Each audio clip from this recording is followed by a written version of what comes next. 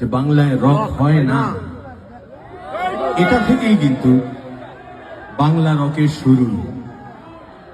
অর্থাৎ মনে রাখতে হবে যে যা হয় না বলে প্রচলিত তাকে হয় করে দেখানো এবং প্রমাণিত করে দেবার দায় নিয়েছে যে সঙ্গীত, তাই হলো বাংলা রক।